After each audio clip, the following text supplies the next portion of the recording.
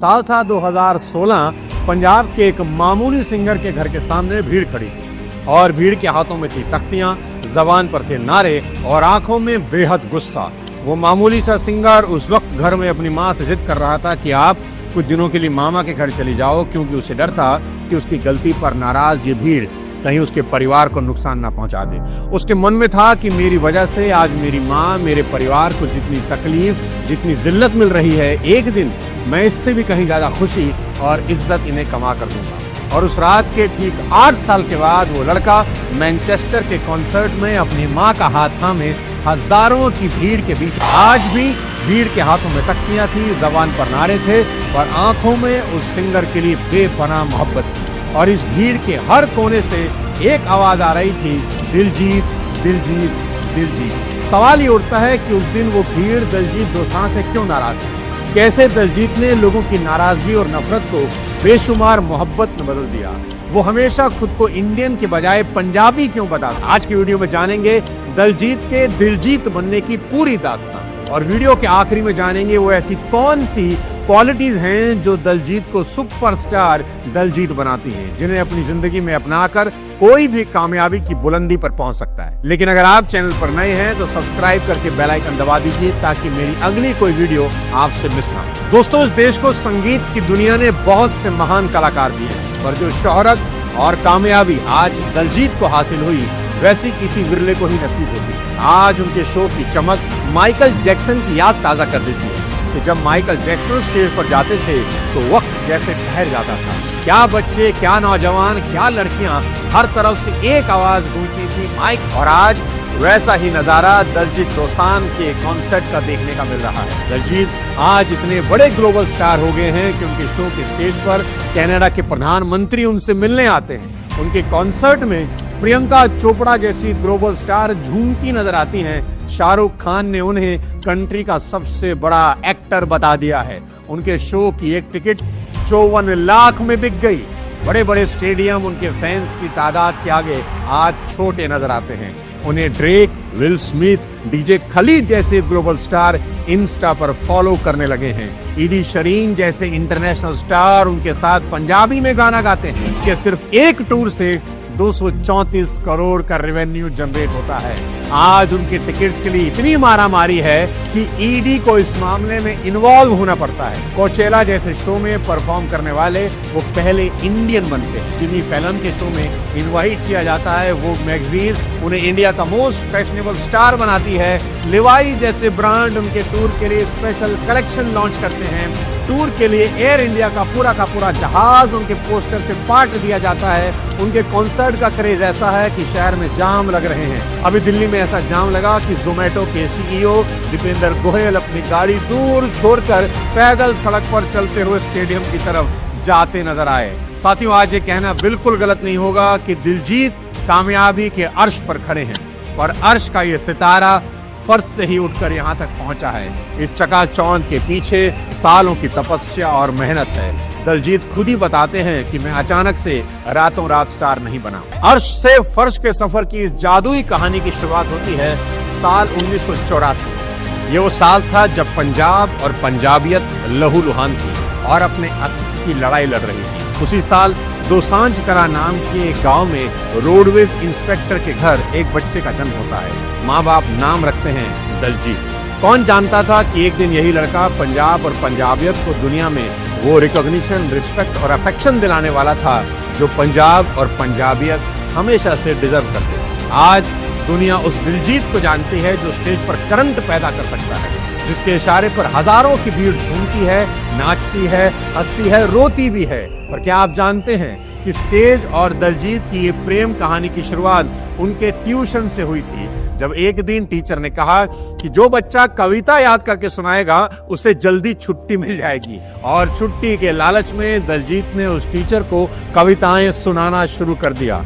पर दिलजीत का कविता सुनाने का अंदाज इतना प्यारा था कि टीचर उन्हें बार बार स्टेज पर कविता सुनाने के लिए भेजना शुरू कर देते हैं। और फिर 11 साल की उम्र में दिलजीत की लाइफ में एंट्री होती है संगीत की, जब उनके माँ बाप उनके फ्यूचर का सोचकर उन्हें उनके मामा के साथ संगीत सीखने के लिए शहर भेज देते हैं। इस दौर को दिलजीत अपनी जिंदगी का सबसे बुरा दौर भी बताते हैं। दलजीत एक इंटरव्यू में बता रहे थे कि मामा के साथ आने के बाद वो एक बंद कमरे में अकेले रहते थे। उन्हें घर वालों की बहुत याद आती थी और इतने पैसे नहीं थे कि अपने घर पर फोन कर सके।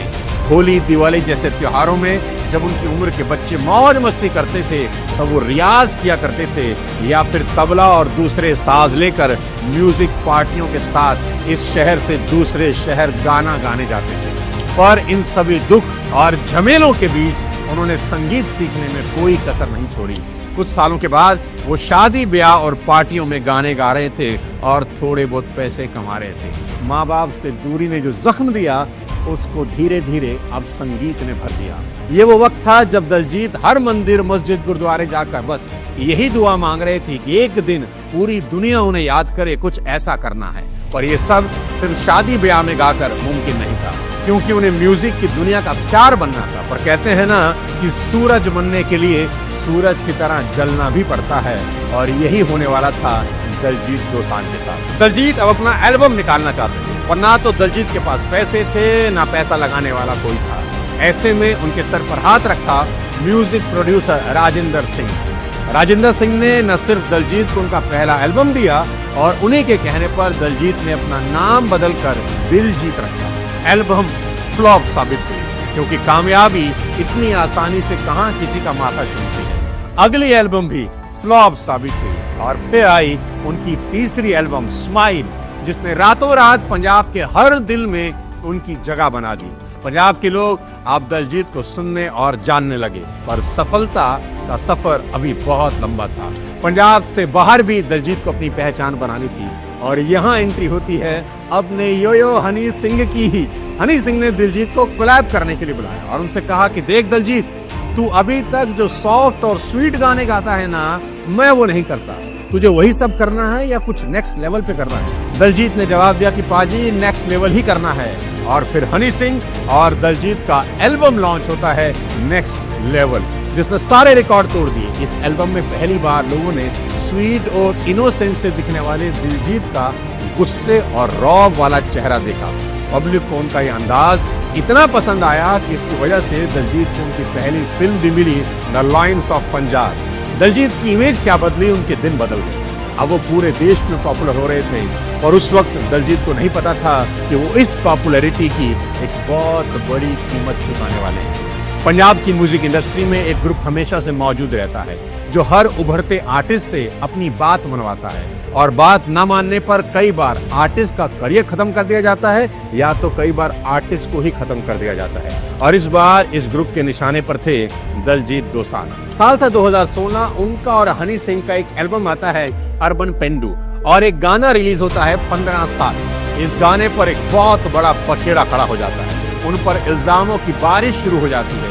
ये कहा जाता है कि वो अपने गाने में नाबालिग लड़कियों को शराब और नशे के लिए एनकरेज कर रहे हैं।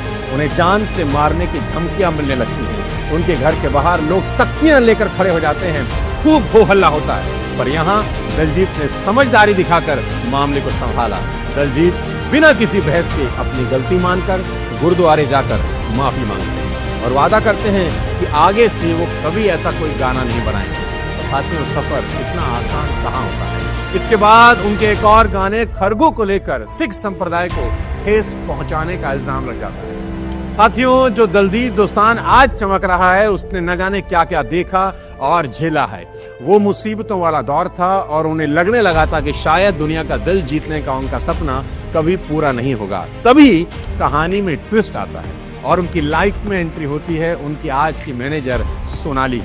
जब उड़ता पंजाब के लिए दलजीत को रोल ऑफर हुआ, तो उनसे कहा गया कि आप अपने मैनेजर को भेज दीजिए बात करने। मैनेजर तो था नहीं, इसलिए वो अपनी एक पुरानी दोस्त सोनाली के पास गए। उनसे कहा कि तुम मेरी मैनेजर बन के चली जाओ, कुछ भी हो जाए इस फिल्म के लिए मना मत करना। मैं कहा यार सोनाली तू जा, और जाके ना तू बात करते हैं, फिल्म हमें करनी है। दलजीत ने सोनाली को 2-3 बातें रटवा दी, और सोनाली ने वही बातें उड़ता पंजाब के मेकर से कह दी। दलजीत को फिल्म में रोल मिला, और फिर उड़ता पंजाब रिलीज होती है। दलजीत को बेस्ट डेब्यू के लिए फिल्म फेयर अवार्ड मिलता है, और उसके बाद उन्हें ढेरों फिल्में ऑफर होती हैं, पर वो हर ऑफर को ये कहकर मना कर रहे हैं कि वो ऐसी ही फिल्में करेंगे जिनके लिए उन्हें अपनी पग ना उतारनी पड़े।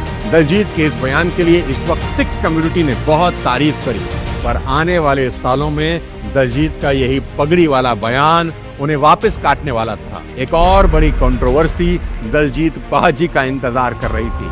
उनकी नई फिल्म आती है, फिल्म में वो चमकीला का किरदार निभाते नजर आए, वो भी बिना पगड़ी और छोटे बालों में। तो चमकीला, Elvis of Punjab. Sikh community के लिए केश उनकी जान से भी बढ़कर होते हैं और एक बार फिर उनके ऊपर इल्जामों की छड़ी लग गई। और दलजीत ने बहुत प्यार से लोगों को समझाया कि उन्होंने बाल नहीं कटवाए बल्कि सिर्फ विग पहनी है और बाकी का काम उनकी बेमिसाल एक्टिंग में पूरा कर दिया। लेकिन तू अपना चमकीले। लोग समझ गए और इस बार उनके खिलाफ माहौल नहीं बना और चमकीला के बाद से ही दलजीत के स्टारडम की पीक शुरू होती है।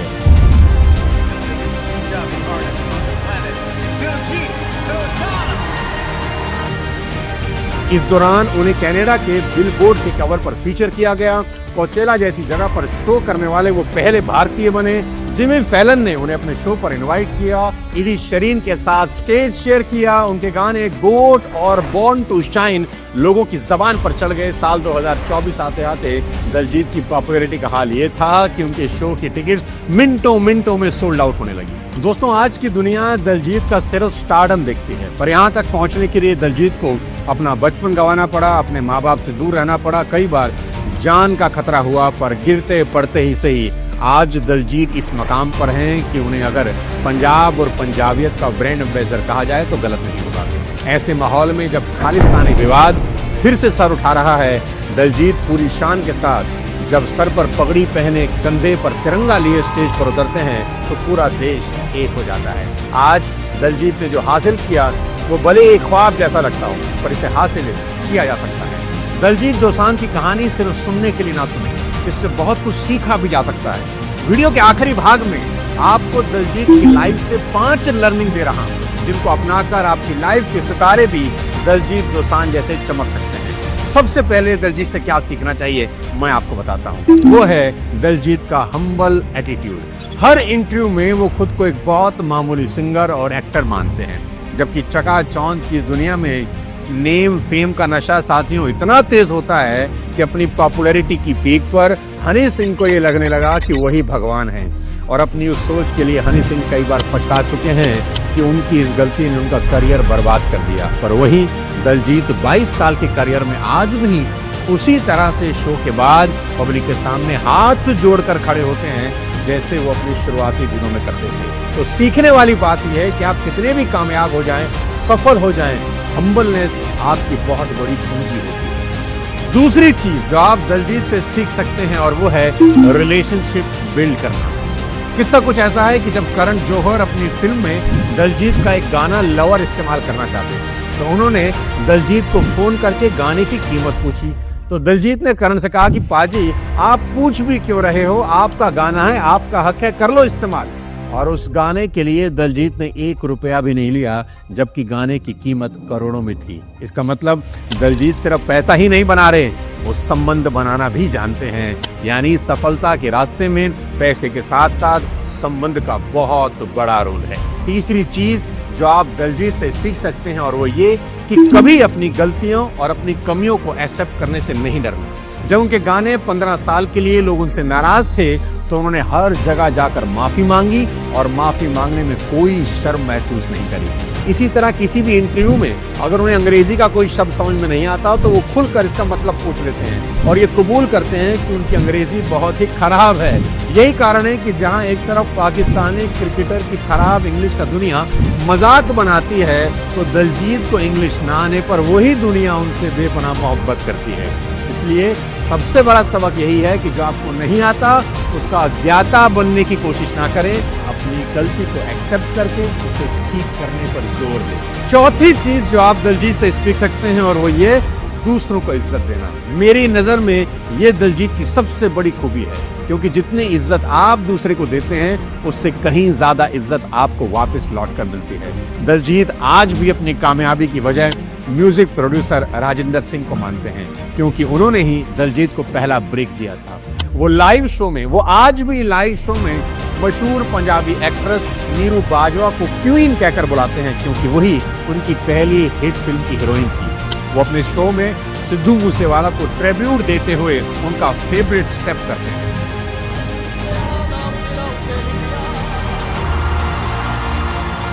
वो आज अपने शो में रतन टाटा को श्रद्धांजलि देने के लिए शो बीच में रोक देते हैं। अभी हाल ही में जब रतन टाटा साहब का स्वर्गवास हुआ तो चलते शो को दलजीत ने रोक दिया और रतन टाटा जी को श्रद्धांजलि दी। ये चीज दलजीत को दलजीत दोसांझ बना दी। साथियों, पांचवी और आखिरी चीज जो दलजीत से आप सीख सकते हैं और वो ये अपनी जड़ों से जुड़ाव।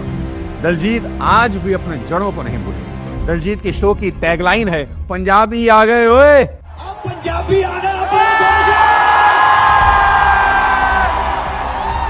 और कई लोगों ने इस पर एतराज करके कहा कि वो खुद को इंडियन क्यों नहीं कहते। इस पर दलजीत का जवाब दिल जीतने वाला था। उन्होंने कहा कि मैं एक बहुत छोटी जगह से आता हूं, मेरी इतनी हैसियत नहीं कि मैं अकेले पूरे देश को रिप्रेजेंट कर सकूं, इसलिए मैं उस पंजाब को रिप्रेजेंट करता हूं जो मेरी जड़ों में है। यही कारण है कि दलजीत जब भी बाहर देश में शो करते हैं तो वो पंजाबी कपड़ों में ही दिखाई देते हैं। उनके बैकग्राउंड डांसर भी पगड़ी पहनकर परफॉर्म करते नजर आते हैं। उनके प्रोडक्शन टीम में मौजूद गोरे भी इसी वजह से पगड़ी पहनने लगे हैं। और ऐसा नहीं है कि दलजीत सिर्फ सिख की पगड़ी के बारे में सोचते हैं। अभी कुछ दिन पहले जयपुर के एक शो में जब एक मारवाड़ी फैन को मारवाड़ी पगड़ी पहने हुए उन्होंने देखा तो उन्हें स्टेज पर बुला लिया और मारवाड़ी पगड़ी को भी वही सम्मान और प्यार दिया जो वो अपनी सिख पगड़ी को देते हैं। और उन्होंने वहां अपने टूर की टैगलाइन को चेंज करके ये कह दिया, मारवाड़ी आ गए ओए। तो दलजीत का कहना बड़ा साफ है कि वो अपनी जड़ों से बेपनाह मोहब्बत करते हैं, अपने कल्चर को आगे ले जाना चाहते हैं, पर वो साथ ही साथ दूसरे कल्चर या कम्युनिटी की भी उतनी ही इज्जत करते हैं। साथियों, लोगों को लगता है कि दलजीत अचानक से स्टार बन गए, पर वो पिछले 22 सालों से लगातार मेहनत कर रहे हैं। आज स्टारडम की जिस ऊंची बिल्डिंग पर वो खड़े हैं उसकी बुनियाद 22 साल पहले रखी गई थी, जिस पर साल दर साल दलजीत अपनी मेहनत और जुनून से नई नई ईंटें रखते जा रहे हैं। और इसी तरह अगर चलता रहा तो शायद एक दिन वो देश की नहीं दुनिया के सबसे बड़े सितारे बन जाएंगे। मेरी शुभकामनाएं दलजीत दोसांझ के साथ, वो इसी तरह दुनिया में हमारा नाम रोशन करते रहें। उम्मीद है कि दलजीत की जिंदगी के ये सबक आपके जरूर काम आएंगे। दलजीत के ऊपर बनाया ये वीडियो अगर आपको पसंद आया हो तो दलजीत के सभी फैन को इस पूरी दुनिया में भेज दें। चैनल को सब्सक्राइब करके बेल आइकन दबा दें।